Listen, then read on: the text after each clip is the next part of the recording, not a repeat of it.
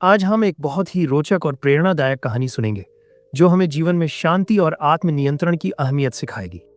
यह कहानी है बुद्ध और एक व्यक्ति की जिसका नाम अंगुलीमाल था। यह कहानी हमें गुस्से और अहंकार से दूर रहने की सीख देती है।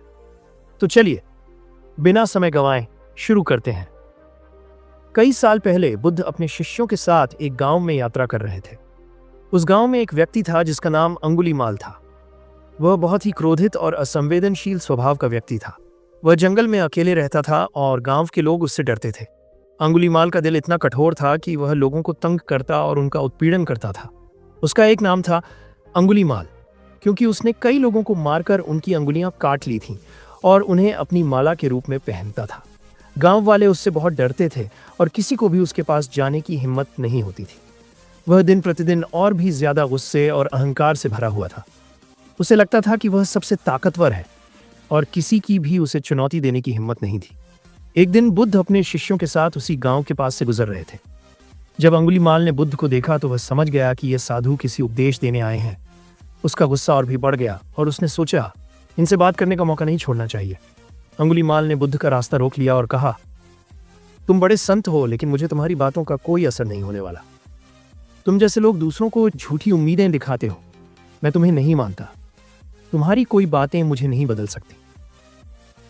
बुद्ध ने शांति से उत्तर दिया, तुम जो कह रहे हो वह सच हो सकता है, लेकिन यदि तुम अपनी आत्मा के भीतर शांति और प्रेम की खोज करोगे तो तुम्हारे जीवन का उद्देश्य बदल जाएगा। अंगुलीमाल ने बुद्ध की बातों को नकारा और कहा, तुम मेरी मदद नहीं कर सकते। मैं बहुत बुरा आदमी हूं। बुद्ध ने शांतिपूर्वक कहा, तुम सोचते हो कि तुम्हारा गुस्सा तुम्हें ताकत देता है, लेकिन असल में वह तुम्हारे मन और आत्मा को कमजोर बना रहा है। तुम्हारी मानसिक शांति खो चुकी है। बुद्ध ने फिर पूछा, अगर तुम्हें गाली दी जाए और तुम उसे स्वीकार कर लो तो क्या होगा? अंगुलीमाल ने कहा, मैं भी बदला लूंगा, क्योंकि मुझे किसी को भी ऐसा बर्ताव करने का अधिकार नहीं देना चाहिए। बुद्ध मुस्कुराए और बोले, क्या होगा यदि तुम वह गाली स्वीकार न करो? यदि वह गाली तुम तक नहीं पहुंच पाती तो क्या होगा? अंगुलीमाल चुप हो गया और सोचने लगा।